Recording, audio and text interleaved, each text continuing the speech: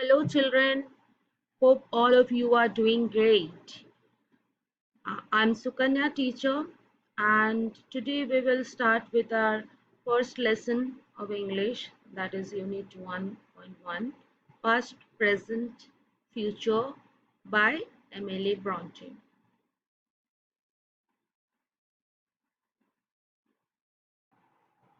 Okay, let's start with the first stanza. tell me, smiling child, what the past is like to thee.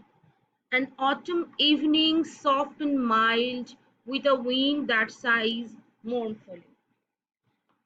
Now, here the poet Emily Bronte is asking a happy child what the past is like to him or her. In response, the child compares the past as an autumn evening, which is very soft and mild with a sad wind sighing in the background. Because maybe the time has gone forever and it can never come back. Okay, now in this stanza we have two figure of speeches. The first one, the whole stanza is metaphor, where the past is compared with an autumn evening, and secondly, see the last two lines. An autumn evening, soft and mild, with a wind that sighs mournfully. That is personification. Because wind cannot sigh, isn't it? Wind cannot be sad. So over here, wind has been given a quality of a human being. So this is a personification. Now let's see some new words. Sighs mournfully means grieved sorrowfully. Next, autumn, that is the season which follows summer when leaves fall from the tree. And this stanza is having rhyme scheme of A, B, A, B. That is, child is matching with mild and D is matching with mournfully.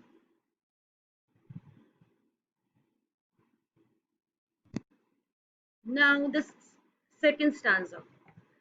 Tell me what is the present hour, a green and flowery spray, where a young bird sits gathering its power to mount and fly away.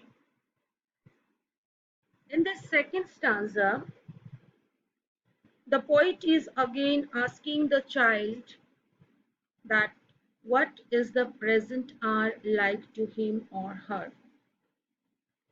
In response to the query about the present hour, the child compares it to the pleasant green and flowery branch wherein a young bird gathers courage and power to mount and fly above the blue sky. In other words, the child finds the present filled with hope, courage, and aspiration to scale great heights. The time to gather strength. The present is the time to gather strength to achieve some great things in the future. Okay, now let us talk about some new words, like first one, flowery spray. That means small branches with flowers. Mount is to ascend, or you can say to fly high. Now about the figure of speech, the whole stanza is a metaphor, where the present hour is compared to a green and flowery spray. And the rhyme scheme again is A, B, A, B. That is, R is going with power and spray is going with away. Okay, now in the third stanza, the poet is asking, and what is the future, happy one? A sea beneath a cloudless sun. A mighty, glorious, dazzling sea stretching into infinity. In this last stanza, the poet is asking, what is the future?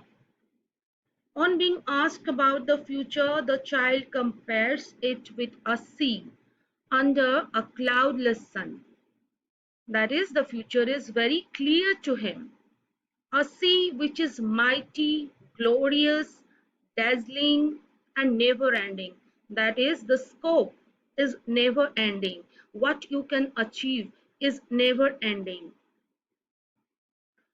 Though this verse implies about the thrilling and never ending possibilities which await him. That is, he can achieve many things which have no boundaries. Now let us talk about some new words again. Mighty means very powerful. Glorious, that is marvelous. Dazzling means which is extremely bright. And then if we talk about the figure of speech, the first one you can talk about is stretching into infinity. This is called hyperbole. Hyperbole means when the thing is exaggerated. When he says that it can be stretched into infinity, never ending. So this line is exaggerating the scope. So this is hyperbole.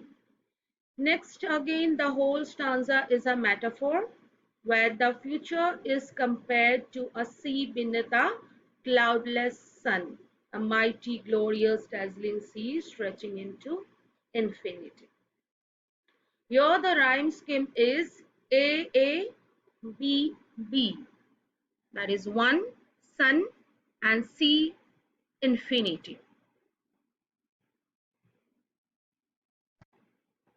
So children, I hope all of you have enjoyed the poem. And if we talk about the gist of the poem or the summary of the poem, what we have understood as a whole from this, we can say this. The poet Emily Bronte begins the poem by asking a happy child what the past is like to him or her. In response, the child compares the past as an autumn evening, which is soft and mild with a sad wind sighing in the background. In the second stanza, again, in response to the query about the present hour, the child compares it to the pleasant green and flowery branch wherein a young bird gathers courage and power to mount and fly above the blue sky. In other words, the child finds the present filled with hope, courage, and aspiration to scale great heights. The time to gather strength. That is, the present is to gather strength.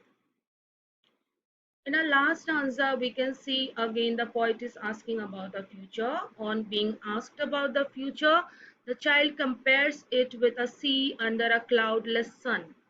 A sea which is mighty, glorious, dazzling, and never ending. Through these words, he implies about the thrilling and never ending possibilities which await him. So, this is the end of our lesson. I hope all of you have understood and the poem is clear to you.